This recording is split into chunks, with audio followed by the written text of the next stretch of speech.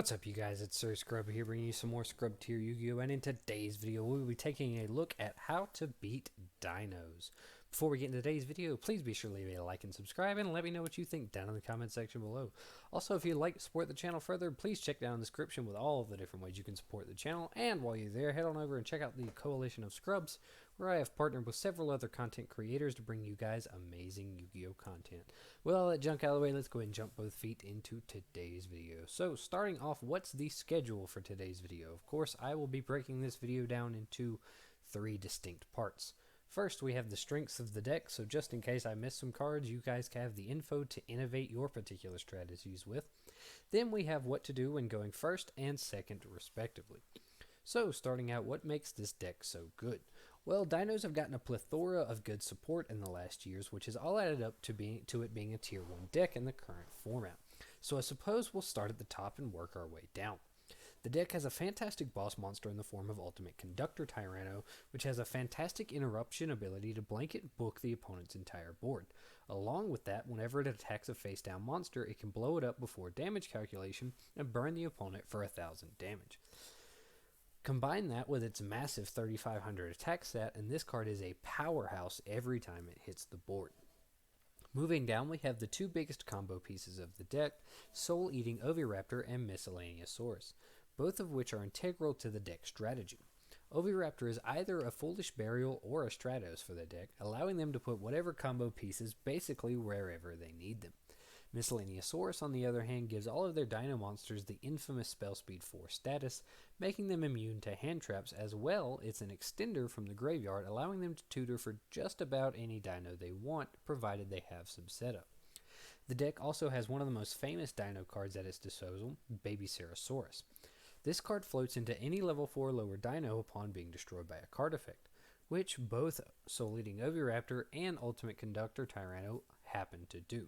As well, the deck also has access to Lost World, which can allow them to pop a baby in the deck, as well as give the opponent a token, turning off cards like Infinite Impermanence, as well as Psyframe Gamma.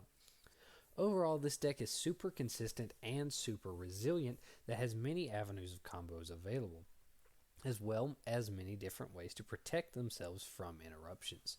So, with that in mind, what are some ways we can defeat the deck when going first? Starting off, this deck is only really fragile during the first few steps of their combos when they're trying to set up. So my first and best recommendation here is actually the Solemn package. Both Judgment and Strike are fantastic ways to shut this deck down, either hitting important monsters like Oviraptor or Miscellaneousaurus, or in the case of Judgment, being able to shut down the Lost World, which is a very important card to get their engine off the ground. Beyond Solemns, Abyss Dweller is also a fantastic card to shut this deck down, preventing the Miscellaneousaurus from extending and also preventing them from generating card advantage from their babies. Dweller is a super high impact card against this deck. In the same vein, the deck can lose hard to Floodgates, provided they don't open some form of back row hate. My biggest 2 suggestions for these are There Can Be Only One and Summon Limit, both of which are still fantastic floodgates that can shut this and many other decks down right from the word go. As well, the deck can lose hard to the Mystic Mine. Though I myself don't advocate for this degeneracy, it can work in a pinch. Other funny floodgates are things like Macrocosmos, which can also deny them graveyard access, which is really the key to this deck. It's absolute dependency on the graveyard. So, with that in mind, let's move into how to beat it when going second, because I feel like that's more of what you guys are here for. Now, this deck can make some absolutely ferocious boards full of several different interruptions, as well as having the ability to protect their combos all the way throughout. So, we're going to have to approach this deck in a very particular way if we want to find success.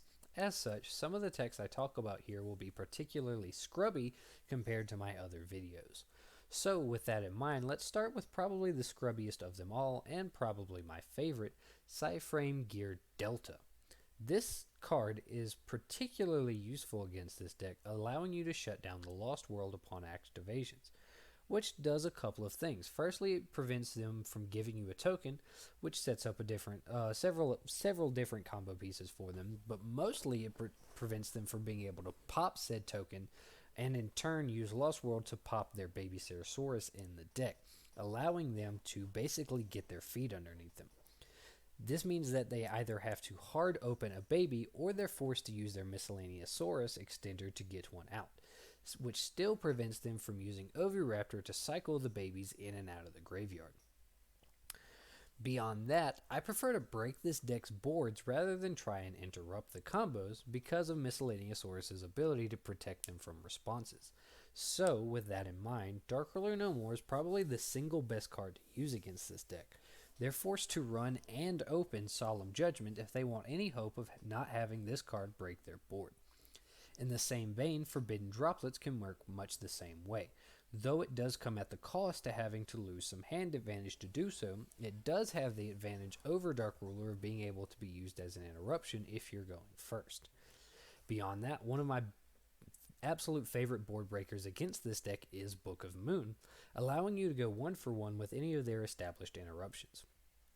Of course, in that light, there is the ever-present Kaiju, and in some situations you may even get some mileage out of Raw Sphere mode. Ultimately, the smartest thing to do against this deck is to let them blow their combo load and then punish them for them. Anyways, that's all I've got for this one, you guys. If you did enjoy this video, please be sure to leave a like and subscribe, and let me know your thoughts down in the comment section below. And if you want to see more creative videos from me, please be sure to head on down to the description with all the different ways you can support the channel. And while you're there, please be sure to head on over to the Coalition of Scrubs, where I've partnered with several other content creators to bring you guys amazing Yu-Gi-Oh content. But most importantly, don't forget, be a scrub. Peace.